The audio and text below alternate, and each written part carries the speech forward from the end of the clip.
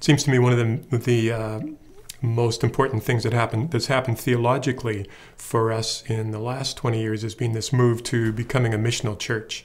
I think we've had this ongoing struggle in my lifetime, and certainly many folks, do we do evangelism, or do we work in the community? Are we helping people to find Jesus, or are we working at doing justice and peace ministries?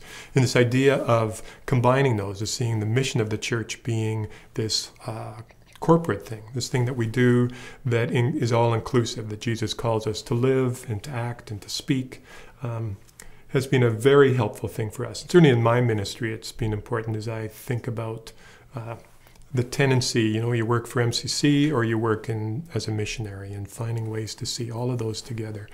So I've seen that being a very helpful thing within MCBC, and certainly in our larger context as pastors and churches begin to pick up fragments or strands of work and saying they're all part of the church life.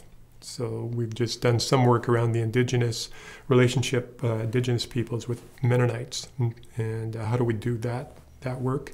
And it seems like some of that we're doing is building relationships, which is evangelistic because we're calling people to right relationships with each other, and it's also socially calling us to build a better community, better relationships. So working with indigenous issues. A lot of the work that I've done in the last 20 years has been working in justice and peace related issues. And finding the language of the missional church has helped me to see how that becomes an evangelistic tool as well, as we speak to others about why it is that we think justice is important, and why it is that I'm working at peace or walking alongside other folks on a peace walk in Vancouver, or inviting my congregation to do that, because we're saying the gospel of Jesus is relevant both in stopping nuclear war as well as it is in calling people to a life of following Jesus. Yeah.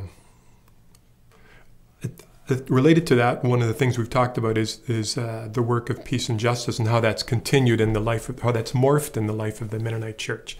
And I think over the last 20, maybe 30 years, there's been this shift. Certainly, when I've read some things around from after the Second World War, the move until then was to how do we keep our young men out of the army, out of the armed forces. That's been the major focus for a theology or a pacifist, nonviolent.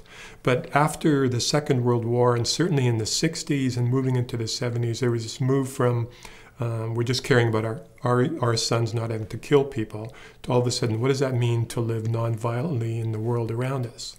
So our peace position has moved out into the community, and so there have been many organizations that have been birthed, from victim offender reconciliation programs to Christian peacemaker teams to a lot of the actions of peace building within Project Plowshares and others that have come as a direct result of our theology within the Mennonite community and in BC and other places, moving into what does it mean to be Christian in the world around us, and what does it mean to work for justice and peace in God's kingdom in that world, rather than just holding that message in for ourselves.